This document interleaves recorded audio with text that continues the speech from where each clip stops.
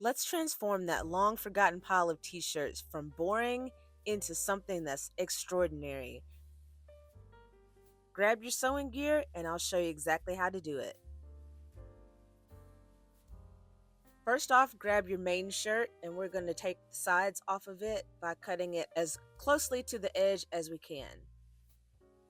I'm using a straight edge to help me cut it as straight as possible, but it's not really necessary. You won't even tell at the end.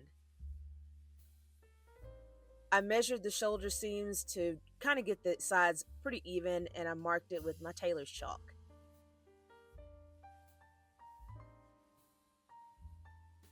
Go ahead and cut both sides all the way off of your hero shirt.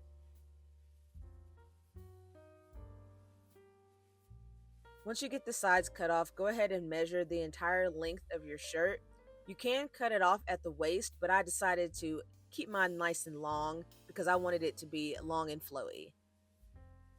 Once you have that measurement, make sure to write that down or just remember it because you're going to need that measurement twice for your shirt.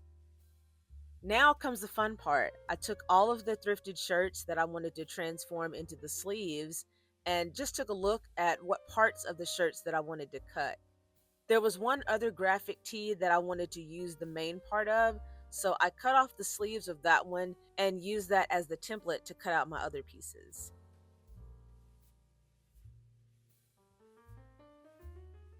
Once I cut around the graphic that I wanted to use on that second t-shirt, the square ended up being around 15 inches square, so that was a good measurement for me to use for the rest of my pieces. You'll see how I use it as a template coming right up.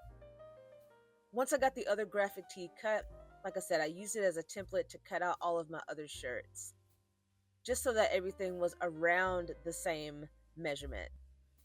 Once I got all of the t-shirts cut into rough squares, I decided to lay out the placement that I wanted. I wanted to make sure that there was plenty of variety with the color scheme. Now I chose to do exposed seams on this shirt, but if you are wanting to do inside seams, then you're going to place your pieces right sides together. But since I'm doing the exposed seams, I'm actually doing wrong sides together. It's just whatever you prefer. And I'm going to show you how to do this with a serger, and I'm going to show you how to do it with a sewing machine so that you've got options. On a sewing machine, if your machine has a stretch stitch, go ahead and use that, but if not, you can use a zigzag stitch as I'm using right here. That's going to be plenty of reinforcement for what we're doing.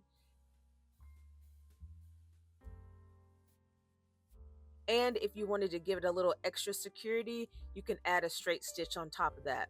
Just make sure that you don't just use a straight stitch with a stretchy material because the stitches may pop out. And now I'll show you my preferred way to do knits, and that is with my serger.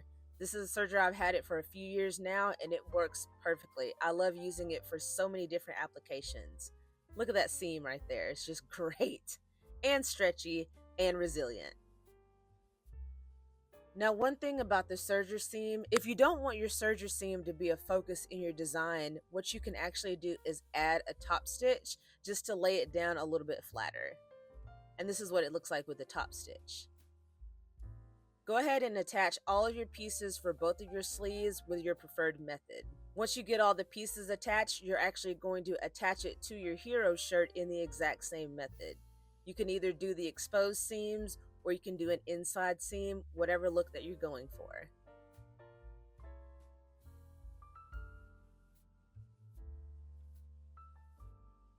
Okay, so here is the creation, and this is what it looks like after I added the sleeves. I know it's kind of wrinkly, so just ignore that for now, but this is what it looks like with the sleeves on there. And honestly, you could stop here if you wanted to. If you wanted it to be more of a poncho style, then you could stop right here and you'll be done. But what we're gonna do is we're gonna give it a little bit more shape. And all we're gonna do is we're gonna add a couple of stitches under the arms. A couple of stitches under the arm just to give it a little bit more. To add those extra stitches underneath the arms, I measured down from my shoulder seam about 15 inches, and it was about 10 inches from the edge of the sleeve. Now, in retrospect, I should have gone not as in with the seam from the sides because it was a little bit tighter on me than I would have liked, but that's okay because I do plan on putting this up in my shop. But once you mark where you want your stitches to be, you're just going to add just a few stitches. I just went back and forth on my sewing machine about 2 to 3 stitches just to kind of hold everything in place. But this is the finished product. You can actually, if you wanted to finish your edges, you can. I kind of like the raw edge look, and that's what I'm going to be going for with this. But if you wanted to add like a stitch on the edge or some sort of binding or just some sort of finish on the edges, then feel free. But since they're t-shirts, they're not going to fray. But I really like how this turned out. But I hope that you enjoyed this tutorial. Let me know if you have any questions in the comments. Thank you for watching, and I'll see you next time.